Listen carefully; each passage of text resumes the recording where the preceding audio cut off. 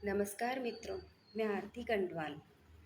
मैं आज अपने हिंदू धर्म में जो चीज़ें पूजनीय हैं उनके बारे में थोड़ा-सा प्रकाश डालना चाहती हूँ, सभी लोगों के लिए। ये हर धर्म के लोग इन चीज़ों को समझें और समझें कि हम इनका सम्मान क्यों करते हैं और इनको हानि नहीं पहुँचानी चाहिए ये भी। मुझे लगता है हर धर्म में कुछ न कुछ खूबियाँ तो होती ही होंगी, क्योंकि जैसे मेरे लिए मेरा धर्म बहुत ऊपर है, वैसे ही सबके लिए उनके धर्म महान हैं। तो कुछ वजह तो होगी उस महानता की, इसलिए मैं उन सभी को बताना चाहती हूँ कि मेरे धर्म में कुछ चीज़ें क्यों पूजी जाती हैं। सबसे पहले मेरे धर्म में तुलसी माता, तुलसी का पौधा सिर्फ एक पौधा नहीं है साधारण, वो एक ऐसा अमृत तो पौधा है जिससे कि सब लोग निरोगी रहते हैं। उसकी दवाइयों से उसका बना वो उसकी बनी हर चीज़, हर दवा या किसी भी चीज़ में अगर वो डाल दी जाए तो उसका महत्व बढ़ जाता है और वो हमें निरोगी रखता है। हमारे धर्म में तो विष्णु भगवान की प्रिय तुलसी जी हैं और वो इसीलिए प्रिय हैं क्योंकि वो परोपकारी हैं और सभी को समान रूप से परोपकार देती हैं, सभी के ऊपर वही काम करती हैं। ये नहीं देखती कि हिंदू धर्म के लोग मेरी दवा खा रहे हैं या मुस्लिम धर्म के, वो सबका उद्धार करती हैं। इसके बाद आता है कि गाय माता हमारे धर्म में बहुत महत्व रखती हैं। वो इसलिए रखती हैं क्योंकि आपने सभी ने सुना होगा कि डॉक्टर लोग जब कहते हैं तो कहते हैं कि माँ के दूध के बाद अगर नवजात शिशु के लिए कोई दूध होता है तो वो गाय माता का दूध है, क्योंकि वो इतना निरोगी रखता है बच्चों को। और ये सभी लोग जानते हैं कि वो समान रूप से हर बच्चे पर वही असर करती हैं जो उनका दूध वही असर करता है जो हिंदू धर्म के बच्चे पर करता है, वही मुस्लिम बच्चे की भी जान बचाने में करता है। इसलिए इसलिए उसका सम्मान बहुत ज़रूरी होता है गाय माता का। जिस चीज़ को हम पूजते हैं उसका सम्मान परोपकारी है तो हर किसी धर्म का ये कर्तव्य बन जाता है।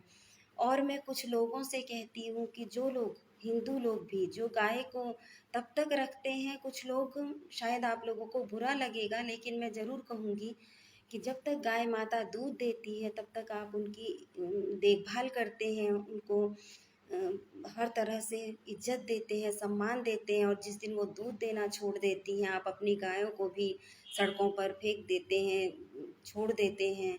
और उन गायों को जब कोई हानि पहुंचाता है फिर आप लोग इतना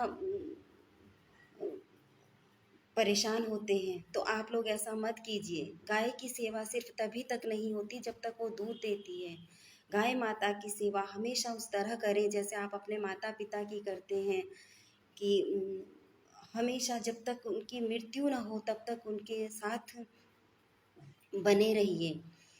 और दूसरा तीसरी बात है गंगा माता एक बहुत पवित्र अमृतत्व वाली नदी है। वो सिर्फ एक नदी नहीं है, वो एक माता हैं, इसीलिए उनको माता के रूप में पूजा जाता है। ये तो हर धर्म के लोग खुद एहसास करते हैं और समझते होंगे कि जब हम कहीं गंगाजल भर के रखते हैं, आप लोगों को गंगाजल पीना है तो आप अगर एक बाल्टी भर कर भी गंगाजल रख लीजिए, उसमें कभी भी कीड़े नहीं पड़ते। या एक बूंद गंगाजल डालकर अगर आप किसी पानी को रख दीजिए, उसमें कभी कीड़े नहीं पड़ेंगे। और सामान्य रूप से अगर आप गंगाजल के बिना अगर कोई साधारण जल भरते हैं तो उस पर 1 महीने बाद कीड़े पड़ जाते हैं। तो ये चीज़ तो समझाने वाली बात है ही नहीं, ये तो आप लोग खुद से एहसास कर सकते हैं। गंगा नदी आपके सामने बहती है, लेकर जाइए और रखिए, देखिए वो कितनी पवित्र है और उसमें ऐसा कुछ भी दुष्प्रभाव नहीं होता किसी भी कीड़े या किसी भी गलत चीज़ों का। तो आप इसकी महानता ज़रूर समझेंगे और समझेंगे कि क्यों गंगा माता को पूजनीय माना गया है और ये सभी का उपकार करती हैं जो भी इनकी शरण में आ जाए। और चौथी चीज़ है पीपल का वृक्ष। पीपल का वृक्ष भी बहुत ज़्यादा परोपकारी है, इसीलिए वो हम लोगों के लिए पूजनीय है।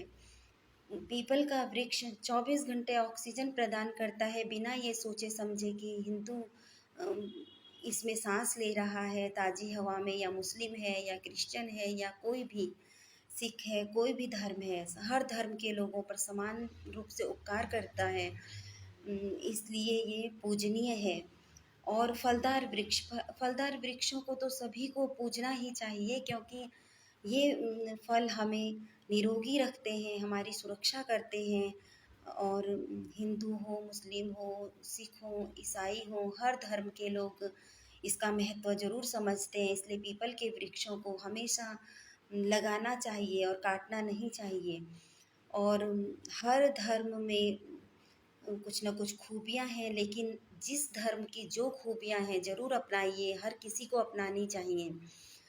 और हिंदू लोगों से तो यही कहूँगी कि हर घर के आंगन में तुलसी ज़रूर होनी चाहिए, उसको पूजा जाना चाहिए।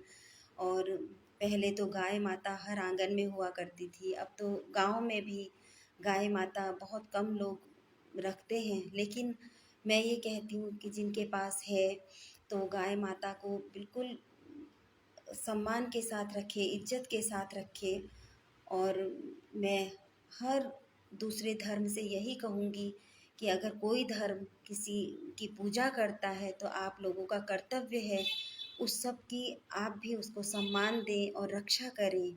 भगवान मेरे देश में एकता और अखंडता बनाए रखें और ये नफ़रत की भावना को दूर करें, इसी कामना के साथ मैं आरती कंडवाल, धन्यवाद, नमस्कार।